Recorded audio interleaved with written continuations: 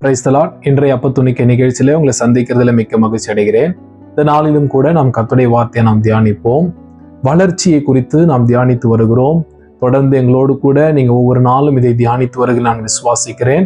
இந்த நாளிலும் கூட யார் வளருவான், எப்படிப்பட்டவன் வளருவான் என்பதை நாம் தியானிக்க போகிறோம். பாருங்க, நீதிமான் வளருவான். அல்லேலூயா.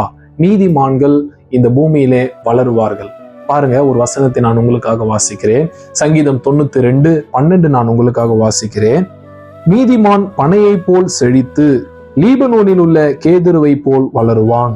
நீதிமான் பனையை போல செழித்து லீபனோனில் உள்ள கேதுருவை போல அவன் வளருவான் என்று சொல்லி வசனம் சொல்லுகிறது. பாருங்க, நீதிமான் யார்? இந்த நீதிமான் என்று நீங்க கேட்டீங்கன்னா வசனம் சொல்லுகிறது, ரோமர் 5:9 சொல்லுகிறது, இயேசு கிறிஸ்துவின் இரத்தத்தினாலே நாம் நீதிமான்கள் ஆக்கப்பட்டிருக்கிறோம். அல்லேலூயா. அவர் சிந்தின அந்த இரத்தத்தினாலே நாம் நீதிமான்கள் ஆக்கப்பட்டிருக்கிறோம். அப்போ அந்த ஆண்டவராகிய இயேசு கிறிஸ்துவை விசுவாசித்து ஞானஸ்நானம் பெற்ற ஒவ்வொருவரும் நீதிமான்கள் ஆக்கப்படுறாங்க. அல்லேலூயா. நீங்க பாருங்க, அப்படி அவருடைய இரத்தத்தினால கழுவப்பட்டு ஒரு பரிசுத்தமுள்ள வாழ்க்கையை வாழ்கிறவர்கள் தான் இந்த நீதிமான். அல்லேலூயா. இதை கேட்டுக்கொண்டிருக்கிற கர்த்தருடைய பிள்ளைங்களே, நீங்க நீதிமான். அல்லேலூயா. நீங்க பனையை போல செழித்து லீபனோனில் உள்ள கேதுருவை போல நீங்கள் வளரக்கூடியவர்கள். அல்லேலூயா. அதைதான் வசனம் சொல்லுகிறது. பாருங்க, ஏன் இந்த வசனம் பனை மரத்தோடு கூட நீதிமானை ஒப்பிட்டு காட்டுகிறது நீங்க கேட்டீங்கன்னா, இந்த பனை மரத்தை குறித்து நான் சில காரியங்களை சொல்லுகிறேன். இந்த பனை மரம் எப்படிப்பட்டது கேட்டீங்கன்னா, இது வறட்சியான நிலத்திலும் இந்த மரம் வளரக்கூடிய ஒரு மரம். அல்லேலூயா. பாருங்க, ஒரு மரம் வளரணும் அப்படின்னா அதுக்கு நல்ல நீர் வளர்ச்சி இருக்கணும் அந்த நிலத்துல.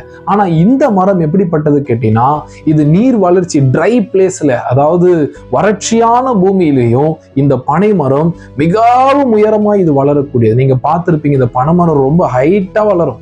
அதாவது ரொம்ப உயரத்துல இது போய் வளரக்கூடிய ஒரு மரம் தான் இந்த பனை மரம். இதுல நிறைய பயன்கள் இந்த மரத்துல நம்மால் பார்க்க முடிகிறது. அல்லேலூயா. அது மாத்திரம் கிடையாது, இந்த மரத்தை குறித்து சொல்றாங்க, இது நிலத்துக்கு அடியில் 1000 அடிக்கு கீழே போய் அந்த கீழே இருக்கிற அந்த 1000 அடிக்கு கீழே இருக்கிற தண்ணீரை உறிஞ்சி அந்த தண்ணீரை இது குடித்து இது வளரக்கூடிய ஒரு மரம் என்று இவர்கள் சொல்லுகிறார்கள். அது மாத்திரம் கிடையாது, இந்த பனை மரம் ஒரு கடுமையான உஷ்ணம் நிறைந்த ஒரு இடத்துல, அதாவது 160 டிகிரி செல்சியஸ்ல இந்த மரம் வளருமா.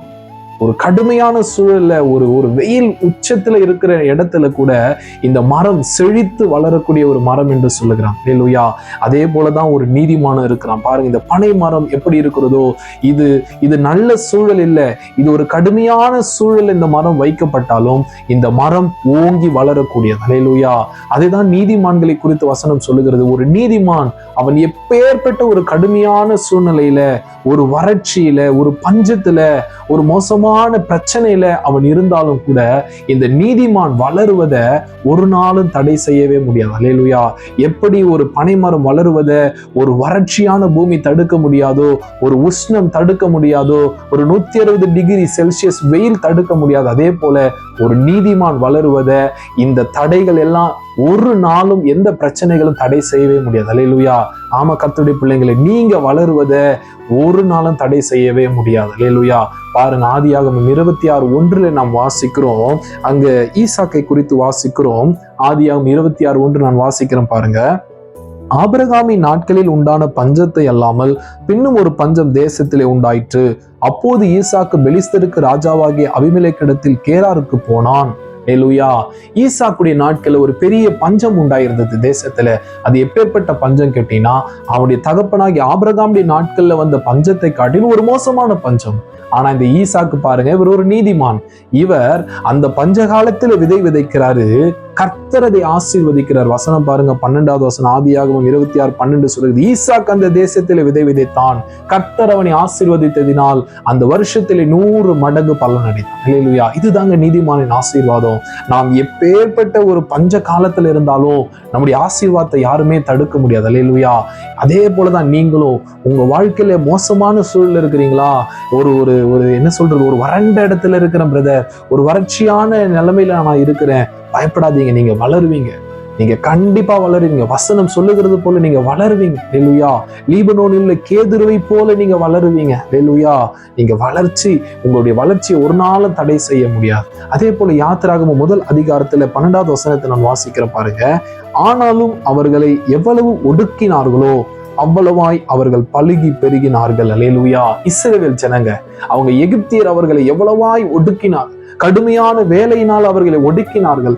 அவர்கள் வளரவே கூடாது, அவர்கள் தேசத்துல பெருகக்கூடாது சொல்லி எத்தனையோ உபாயங்களை அந்த பார்வோன் செய்திருந்து கூட இந்த இஸ்ரவேல் ஜனங்களுடைய பெருக்கத்தை, வளர்ச்சியை அந்த பார்வோனால தடுக்கவே முடியும்.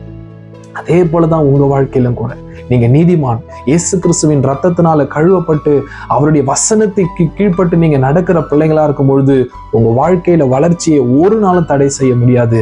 இப்போ நீங்க போய்கொண்டிருக்கிற மோசமான சூழல் ஒரு நாள் உங்க வளர்ச்சியை தடை செய்ய முடியாது. நீங்க நாளுக்கு நாள் நீங்க வளருவீங்க. அல்லேலூயா. நீங்க கர்த்தருக்குள்ள நீங்க வளர்ந்து நீங்க மிகவும் பெருசா நீங்க வளர்ந்து நீங்க கனி கொடுக்கிற மரமா மாறுவீங்க. ஆண்டவர் உங்களை ஆசீர்வதிப்பார். ஆமென்.